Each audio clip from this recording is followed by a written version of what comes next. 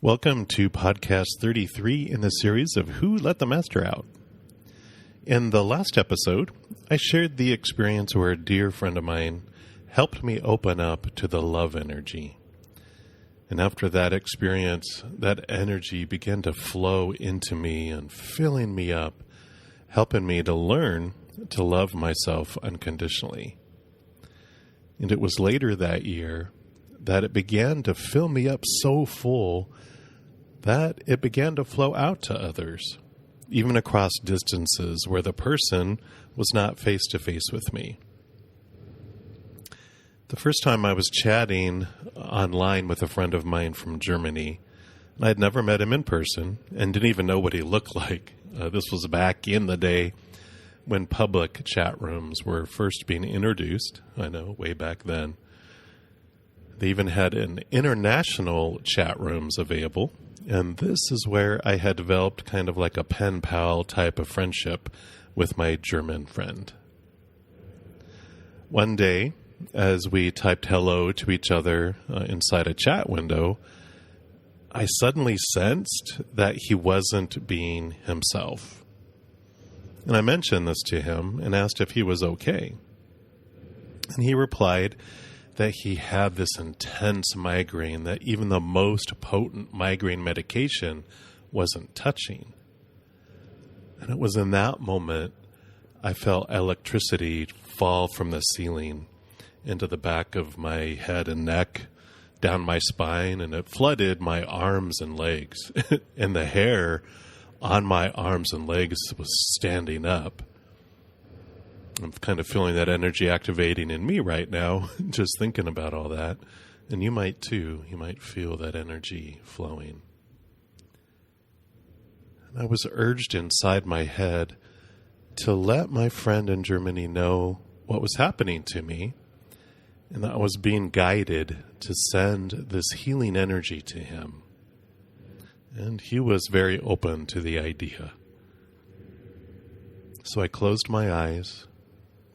I put my hands on either side of my computer monitor, and I pictured that monitor was his head.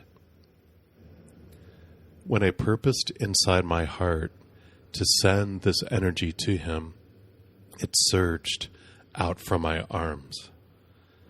And after a few seconds, I didn't feel that pressure in my body anymore. And I was glad I didn't explode.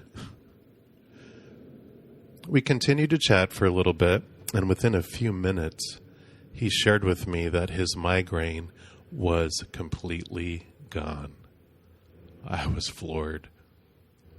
Distance didn't matter when it came to sending love energy. Of course, I learned later that this is common in energy work, and it's actually referred to as distance healing. But I was hooked.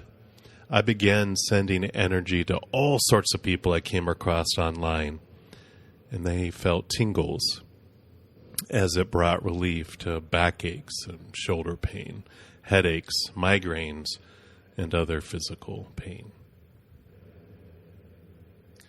Several months after that first experience with my friend from Germany, he was on my mind and on my heart, but he wasn't online. So I thought, let me just send him an email asking if he was okay. And at that moment, I told him I was sending him some more of that love energy, so I sent it off to him.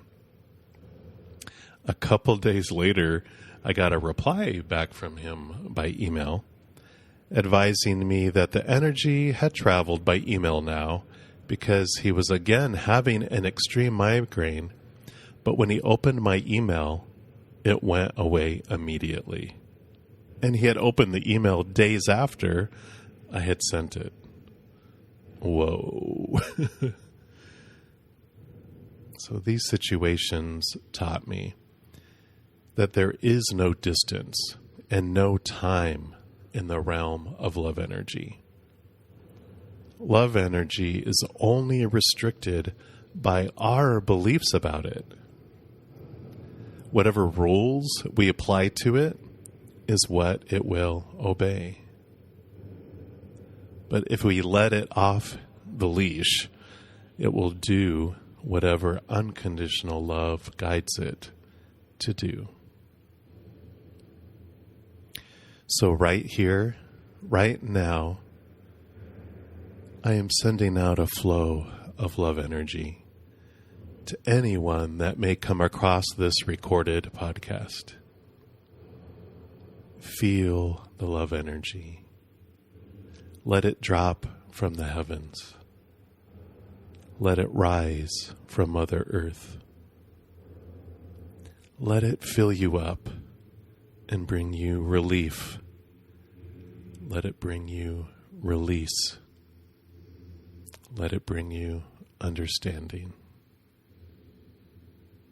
And let it bring you whatever you feel you need in this moment.